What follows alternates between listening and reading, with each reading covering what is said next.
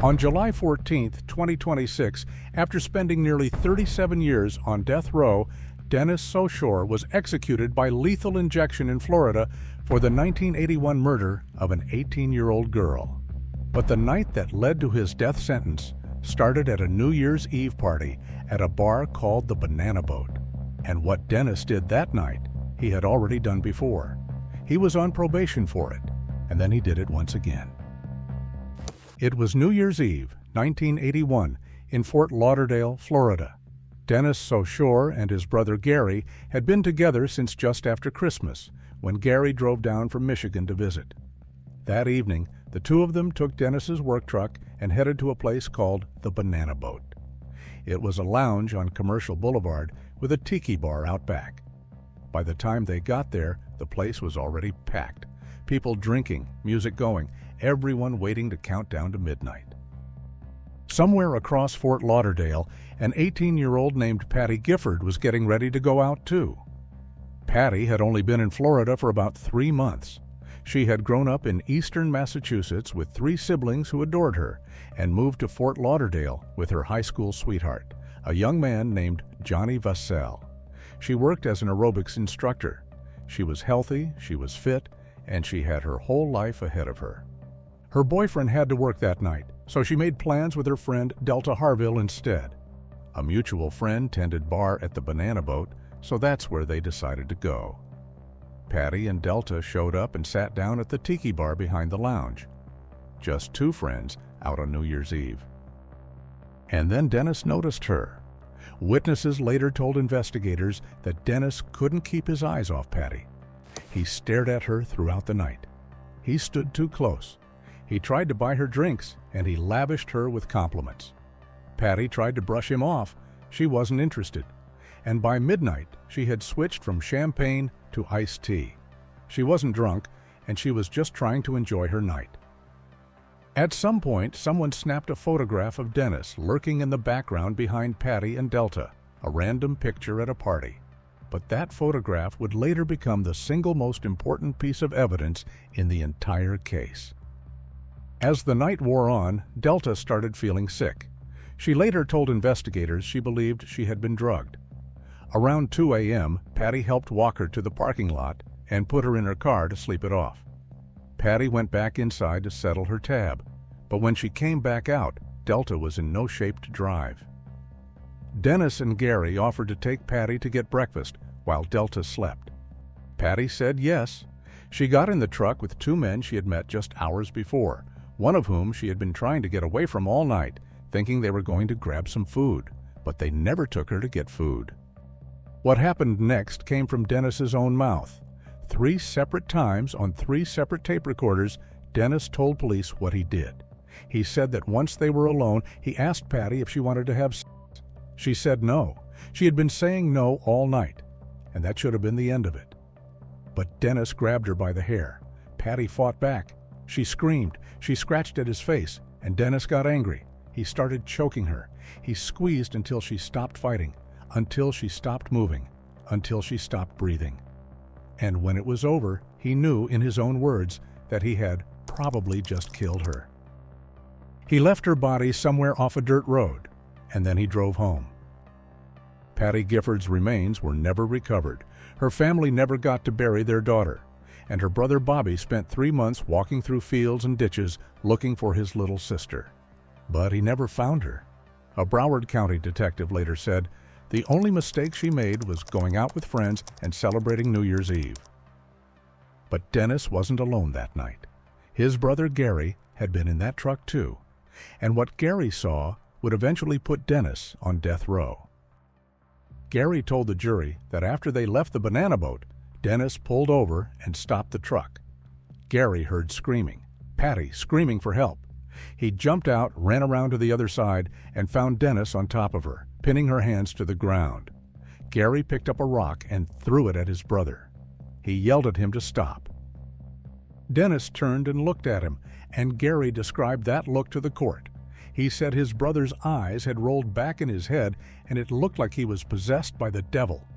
Dennis told him to get back in the truck, and Gary did. He got in and sat there while his brother attacked an 18-year-old girl on the side of the road. He said he was afraid of his own brother and that he never saw Patty again. The next morning, Gary found a woman's shoe, a sweater, and a set of keys inside the truck. He hid the keys, but Dennis found out and demanded them back. And a few days later, Gary went home to Michigan. He didn't call the police. It was Delta who raised the alarm. She woke up alone in her car around 5:30 a.m.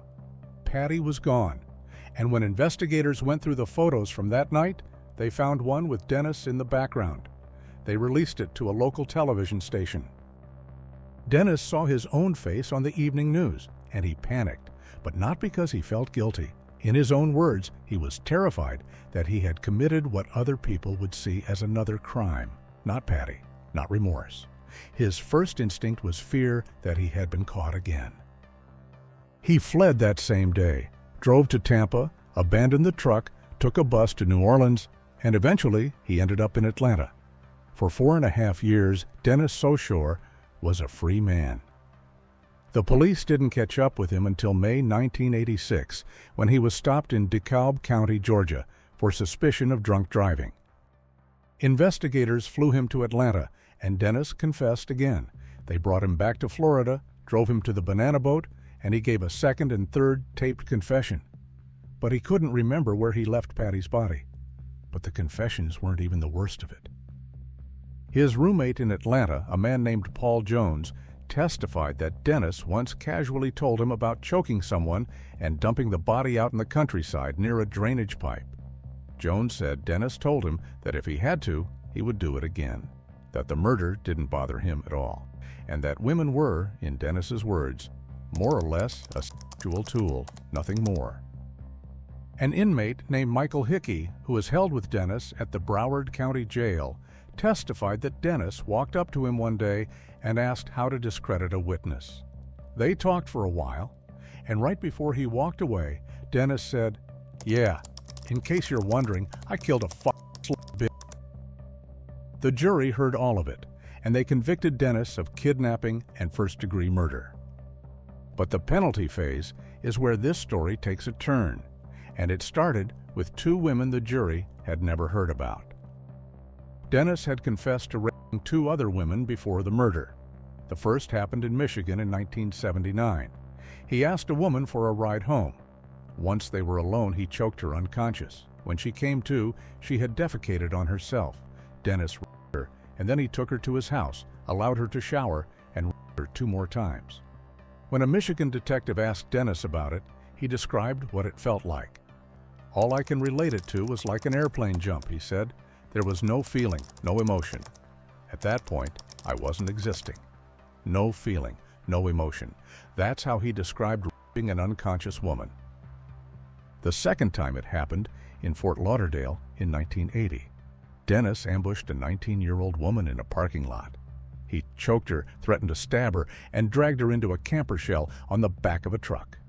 He assaulted her in every way possible and bit her repeatedly. He became violent specifically because he was angry he had not climaxed. This was the crime Dennis was on probation for when he sat down next to Patty at the banana boat. Dennis's own ex-wife also took the stand. She was married to him for less than 2 years. She testified that he had assaulted her at least 30 times in a single year. She said his eyes would glaze over and he'd get wild. If he wanted sex, he got it, because he would get violent if he didn't. And then the state's medical examiner told the jury something about how Patty died that no one in that courtroom forgot. He said choking is a slow and painful way to die. In mitigation, Dennis's family described a childhood of violence. His father had been a boxer who beat him relentlessly. His sister had to physically pull their father off of him. Their father would bang Dennis's head against the wall until he slid to the floor and then keep kicking him. And his own parents admitted to the abuse on the stand, but the jury heard everything else, and they recommended death by a vote of 10-2. And what followed were decades of appeals. Dennis threw everything he had at the courts: bad lawyers, hidden evidence, brain damage. He even claimed his brother Gary was actually involved in the murder. And at one point, he argued there was no evidence Patty Gifford was even dead. because her body had never been found. The man who confessed 3 times on tape to choking her to death was now arguing there was no proof she was gone. But none of it worked. Every motion was denied, and every appeal was rejected. During his nearly 37 years on death row, a woman from Norway became Dennis's pen pal. She wrote a book about him called Dennis, My Friend on Death Row. In it, Dennis wrote, "I am sure many people think that we deserve to die, but I am still a sensitive person who cares about those who suffer in the world." A sensitive person who cares about those who suffer. The same man who called women a sexual tool. The same man who described a woman as feeling like an airplane jump. Then, in the final weeks before his execution, Dennis's attorneys argued that lethal injection could cause a sensation that feels like drowning. They said Dennis would prefer to die by firing squad instead. The man who strangled an 18-year-old girl to death with his bare hands was worried that his own death might be painful. But the Florida Supreme Court called the argument meritless. Dennis also sent a letter to Patty's family through prison staff, expressing what he called his remorse and sorrow for the pain he had caused. 44 years later, his spiritual advisor said Dennis wanted people to know that if he could help locate Patty's body, he would, that he was simply too drunk to remember where he left her. Patty's sister Marilyn had an answer for that. "It's bad enough what he did to her," she said, "but he's had all this time to repent, to think about what he did, so why not give her back?" Then, on July 14, 2026, Dennis's final day came. He woke up at 4:48 in the morning and met with one visitor and a spiritual advisor during the day. He was offered a last meal, but he declined. Later that day, he was escorted to the execution chamber. At 6 p.m., the curtain to the witness room went up. Dennis was already strapped to the gurney with an IV in his arm. The warden asked if he had any last words, and he did. He apologized several times to the Gifford family.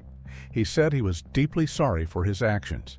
He thanked his own loved ones for their support. And then he commended his spirit to Jesus Christ. The drugs began flowing at 6:03 p.m.